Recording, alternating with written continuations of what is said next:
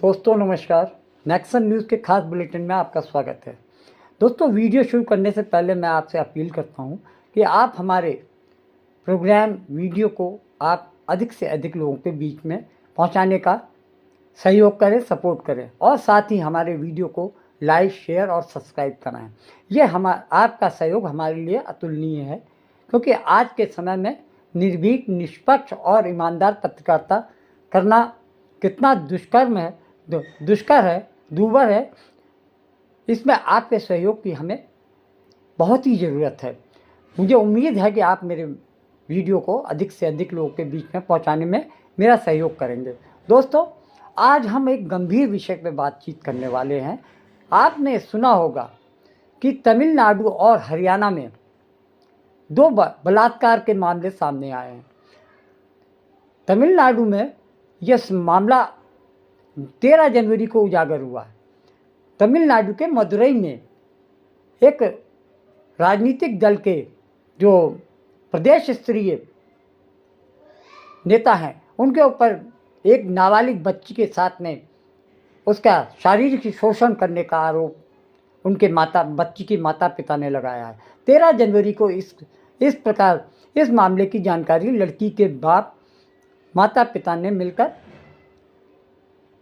मदुरई के city model police थाने के अंदर जाकर उसकी कंप्लेंट दर्ज कराई और पुलिस ने उसकी मामले की गंभीरता को देखते हुए इस पर कार्रवाई की और भारतीय जनता पार्टी के प्रदेश स्तरीय नेता जो इकोनॉमिक विंग के अध्यक्ष थे, अच्छी पोजीशन पे, मिस्टर MS शाह को पुलिस ने नाबालिग बच्ची के साथ में शारीरिक शोषण की बात पर पोक्सो एक्ट के तहत MS शाह को गिरफ्तार किया है। MS शाह जो कि दिल्ली की नेतृत्व से काफ़ी करीबी माने जाते हैं और उनके कनेक्शन अमित शाह से डायरेक्ट बताए जाते हैं। प्रदेश भाजपा के जो अध्यक्ष हैं अन्नामलाई, उनके साथ में उनका उठना बैठना है। एक तरीके से तमिलनाडु में भाजपा के 2nd नंबर के नेता माने जाते हैं। उन पर लड़की के शारीरिक शोषण के आरोप में पुलिस ने जब गिरफ्तार किया, साथ में पुलिस ने यह भी बताया कि नाबालिग बच्ची को ये इस बात का प्रलोभन देते रहे कि उसको वो 1-2 पहिया वाहन खरीद के या उसकी मदद करेंगे खरीदने में, और इस तरीके से उसको घर ले जाकर उसके साथ में अपनी शारीरिक भूख मिटाते थे, उसका यौन शोषण करते थे। मदुरई पुलिस ने उनको जाकर घर से गिरफ्तार किया। आपको जानकारी के लिए बता दूं, MS शाह का एक तिरुलिंगम में एक कॉलेज भी चलता है। तो इस तरीके से आप जानेंगे कि किस तमिलनाडु में, जहाँ पे भाजपा इस प्रयास में लगी है कि किसी ना किसी तरीके से दक्षिण भारत में वो पैठ बना सके, लेकिन अभी उसको इसमें सफलता नहीं मिली है।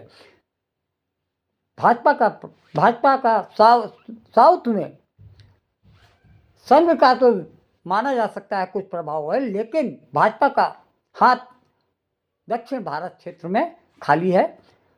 पिछले चुनाव में कर्नाटक में कांग्रेस ने वहाँ पर अपनी सत्ता पे कब्जा किया। इससे पहले कर्नाटक में भारतीय जनता पार्टी का राज चलता था, शासन था। लेकिन अब वहाँ से एक तरीके से ये कहा जाए कि साउथ में भारतीय जनता पार्टी बिल्कुल हाशिए पे आ गई है। जो AIADMK पार्टी थी, जयललिता के बाद उसका प्रभाव अपने आप में कम होता गया और उसका सपोर्ट भारतीय जनता पार्टी को मिल रहा है। ये कहा जा सकता है कि डूबते को तिनके का सहारा। This is a politically motivated arrest. Not only the arrest was illegal, but also the very invocation of Section 66D of the Information Technology Act by the Cybercrime Police Madurai does not have any locus standi. 66D of IT Act talks about impersonation. The tweet I made, the letterpad I shared, does not have any basis for any impersonation. So the High Court is going to throw the case into the dustbin, because the very invocation of Article 66D, the very locus standi of the CCB to investigate or file a case on this regard, does not stand legal. So the state government is going to have a very harsh reply, very harsh encounter in the High Court. I wonder, the state police is so incapable that they have made such frivolous charges which will be turned down by the courts. दोस्तों, एक बात ये कही जा सकती है कि जब से इस साल की शुरुआत हुई है, तब से भारतीय जनता पार्टी के पर इसका अच्छा प्रभाव नहीं देखा जा रहा है। अभी साल की शुरुआत में ही 2 प्रदेशों में जहाँ पे गैर भाजपा की सरकार थी, वहाँ पर भारतीय जनता पार्टी के नेताओं पर बलात्कार जैसे संगीन अपराधों का आरोप लगाकर मामला दर्ज किया गया है। जहाँ तमिलनाडु में जो भारतीय जनता पार्टी के इकोनॉमिक्स सेल के विंग के उच्च पदस्थ अधिकारी MS शाह पर नाबालिग लड़की के साथ बलात्कार करने का आरोप लगा है, वहीं दूसरी तरफ भारतीय जनता पार्टी की सरकार हरियाणा में जहां है, वहां के प्रदेश अध्यक्ष और वहां के दूसरे नेता रॉकी मित्तल के ऊपर, रॉकी मित्तल जय नारायण नाम से भी जाने जाते हैं, पॉलिटिकली वो जय नारायण के नाम से जाने जाते हैं, लेकिन उनका जो कार्य क्षेत्र है वो भजन संध्या और गीत संगीत के लाइव शो करने के रूप में जाने जाते हैं। वो रॉकी मित्तल के नाम से वहाँ पे उनको जाना जाता है। दोस्तों, इसी 13 दिसंबर को एक आपके हिमाचल में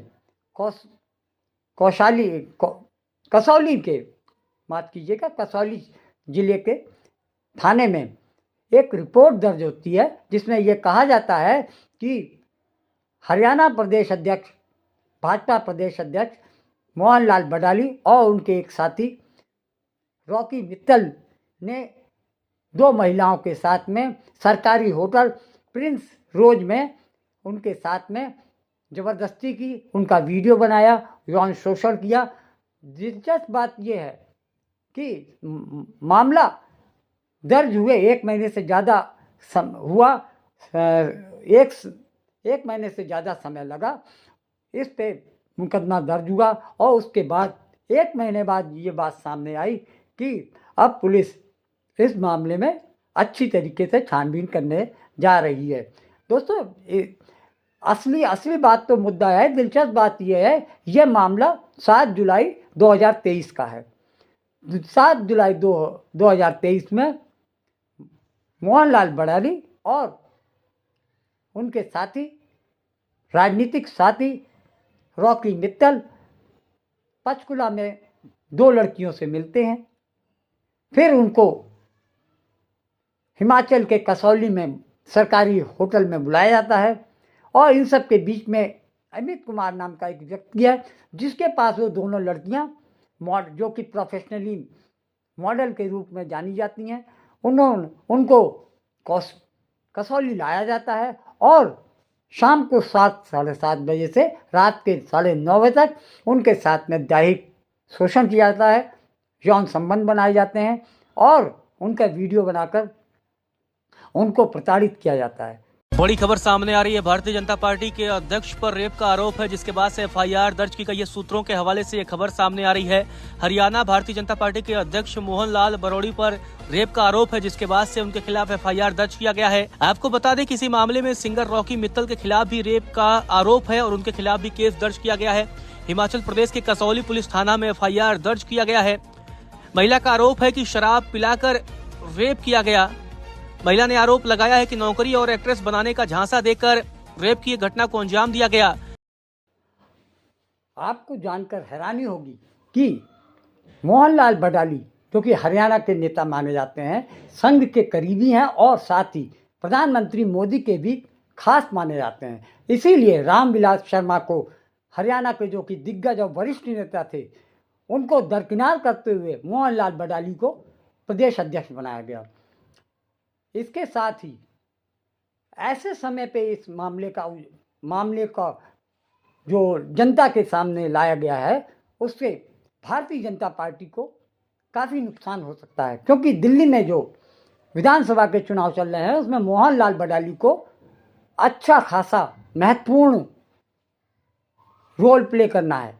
यानी उनके ऊपर मोदी और शाह ने विश्वास करके दिल्ली में विधानसभा चुनाव लड़ने की रणनीति बनाने के लिए मोहनलाल बडाली को बहुत भारी जिम्मेदारी दी थी। लेकिन इस मामले के खुलासा होने पर भारतीय जनता पार्टी को दिल्ली चुनाव में, विधानसभा चुनाव में एक झटका लगने की आशंका व्याप्त हो गई है, क्योंकि पिछले 10 साल से भारतीय जनता पार्टी दिल्ली में अपने पैर जमाने में सफल नहीं हो पा रही, जबकि पूरे देश में वो अपना डंका मनवाने प्रधानमंत्री मोदी और शाह की रणनीति और चाणक्य नीति पूरे देश में सफल होती देखी। लेकिन दिल्ली में ये देखा गया है, अरविंद केजरीवाल ने प्रधानमंत्री मोदी शाह की जो चाणक्यगिरी को और मोदी के मैजिक को बिल्कुल फीका कर दिया है। 2,43,000 नाबालिग बेटियों के साथ जघन्य अपराध हुआ है और अदालतों में मामले चल रहे हैं। फास्ट ट्रैक कोर्ट है। 2,43,000 नाबालिग बेटियों के सामूहिक बलात्कार, हत्या के मामलों पर फास्ट ट्रैक भी कह रहा है 25 साल लगेंगे। प्रधानमंत्री जी से दोबारा कहना चाहती हूं, बंद करिए अपने खोखले भाषण और जुमलेबाजियां। 2014 का भाषण 24 में दोहरा रहे हैं। आपका काम है प्रधानमंत्री जी सुनिश्चित करना कि देश में और राज्यों में फास्ट ट्रैक कोर्ट बने। फास्ट ट्रैक कोर्ट का मतलब ये नहीं कि 25-25 सालों में उनके फैसले हों। फास्ट ट्रैक कोर्ट का मतलब है कि कम से कम मिनिमम 3 महीनों के अंदर फास्ट ट्रैक में सुनवाइयां पूरी हो। कोर्ट कम है तो प्रधानमंत्री जी आम नागरिक हूं, बता रही हूं। फास्ट ट्रैक कोर्ट कम है तो फास्ट ट्रैक कोर्ट का गठन करिए। नहीं, आरोप काफी गंभीर है और मुझको विश्वास है कि हमारी हाई कमांड इसका उचित संज्ञान लेगी। कोई भी त्योहार हो, छठ का हो, दीपावली का हो, 16 साल की बच्ची गहने लाकर स्कूटी पर रात को 12 बजे भी यूपी की सड़कों पर निकल सकती है, कोई डर का। से अपने ससुराल आ रही थी महिला हेड कांस्टेबल। वारदात के दौरान छीना झपटी में हेड कांस्टेबल का दांत टूट गया। हेड कांस्टेबल ने बचाव में आरोपी की उंगली भी चबा ली। पुलिस ने केस दर्ज करके आरोपी को गिरफ्तार किया है। सेन पश्चिम पारा थाना क्षेत्र के गांव की एक घटना है। आप सोचिए, जो पुलिस से जुड़े लोग हैं, हेड कांस्टेबल हैं, खाकी भी सुरक्षित नहीं है। कानपुर की ये पूरी घटना बताई जा रही है। दोस्तों, आपने एक चीज को ध्यान किया होगा कि जब भी कोई मामला भारतीय जनता पार्टी के खिलाफ में जाता है, यानी कोई भी नेता किसी भी दुष्चक्र, दुष्कर्म या अपराध के रूप में निशाने पे आता है, तो भारतीय जनता पार्टी और सरकार उस अपराधी और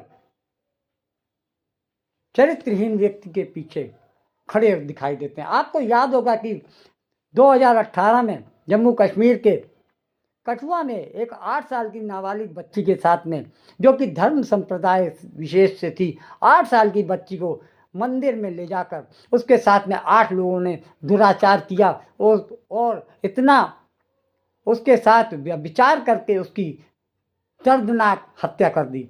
उस मामले को लेकर जब वहाँ के लोगों ने न्याय की मांग की, तब भारतीय जनता पार्टी के नेताओं ने उन बलात्कारियों के खिलाफ में जाकर, बलात्कारियों के सपोर्ट में जाकर जन मोर्चे निकाले और अपराधियों को बचाने का काम किया। ये एक ही मुद्दा नहीं है। आपको जानकारी होगी, जब 2002 में गोधरा कांड हुआ तो बिल्किस बानो कांड सबकी लोगों के दिमाग में, दिलो दिमाग में छा गया था। बिल्किस बानो को 11 लोगों ने सामूहिक बलात्कार किया और उसके परिवार के 7 लोगों को सरेआम उनकी हत्या कर दी।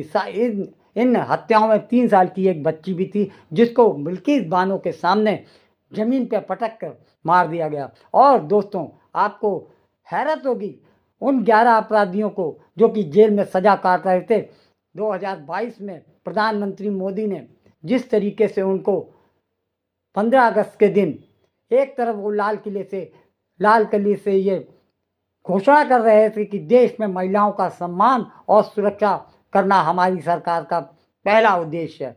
उसी दिन गुजरात सरकार ने उन 11 लोगों की रिहाई के लिए उनको रिमिशन के तौर पे जेल से आज़ाद कराया था।